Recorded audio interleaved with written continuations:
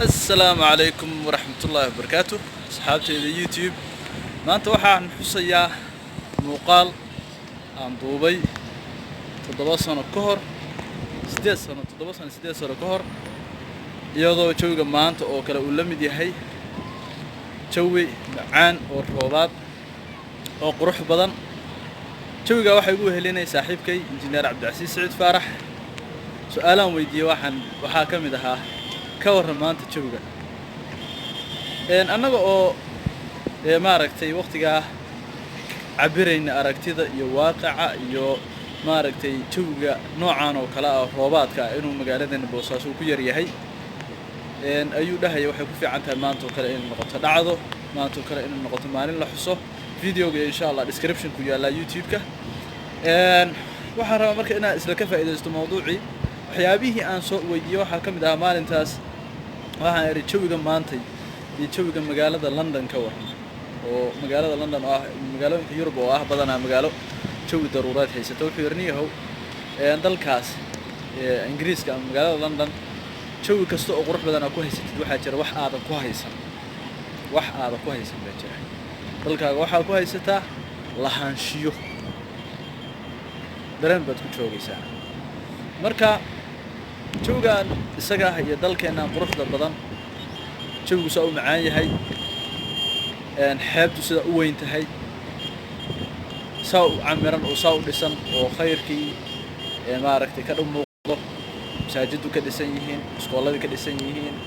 maaragtay ganacsigu ka socdo wuxuu u baahan yahay in laga sii shaqeeyo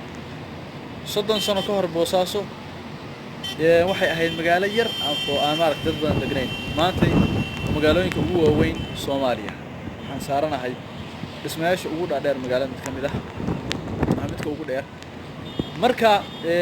waxaynu u baahannahay in magaalooyinkeena iyo dalkayga dhisano waxa ugu horeeyo oo la dhisaana maaha dhagaxuunta iyo darbiyada iyo dhismayaasha dhaadheer maaha waxa ugu muhiimsan oo la dhiso waa dadka jooga dadka waxa ugu muhiimsan oo lagu dhisi karana waxa weeye aqoon marka in aanu naftayada iyo bulshadayada ka shaqeyno in aan aqoontooda iyo fikirkooda iyo dal jacaylkooda hormarin burburka waxyaabaha laga faa'iido waxa kamid ah waxa jirta aqoon badan oo la baranayo laakiin waxa ka maqan barbaarin mabaadi dadka in lagu barbaariyo mabaadidaas waxa kamid ah qofku inuu dalkiisa jecel yahay waxa kamid ah inuu aqoontiisa iyo fikirkiisa iyo taladiisa iyo qorshihiisa ay ku jirto inuu dalkiisa iyo dadkiisa wax taro inuu ka shaqeeyo horumarkooda inuu qof walba wax isku qoro qofka wuxuu arkayaa wadanku caafimaadka gaar ahaan xanuunada wadnaha inuu ka liito takhasuskaas uu qaadanayaa waa arday kamid ah ardayda caafimaadka waana baranaya ninbaa wuxuu arkayaa dhismayaasheedu inay tayadeeran yihiin wuxuu baranayaa dhismaha ninbaa wuxuu arkayaa bulshadu inay heshiin laadahay wuxuu baranayaa diinta iyo shuruucda si uu dadka u heshiisiyo qof walba markaa waxa ku jira dareen uu ku qaadanayo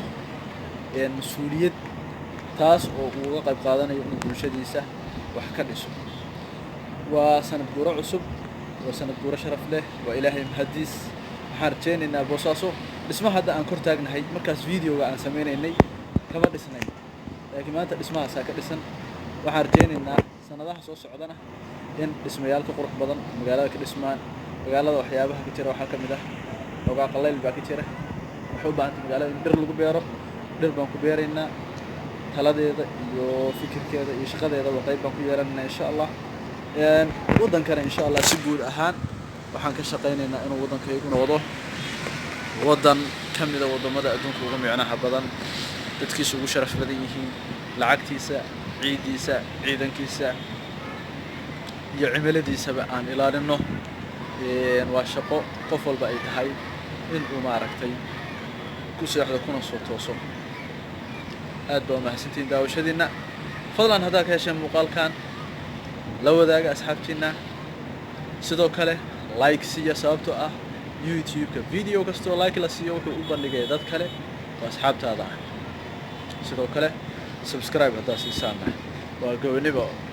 وانا هو إنها تصين دون تاسوب كل ما حاتين قب والسلام عليكم waraxmat ullaahi wabarakaatu.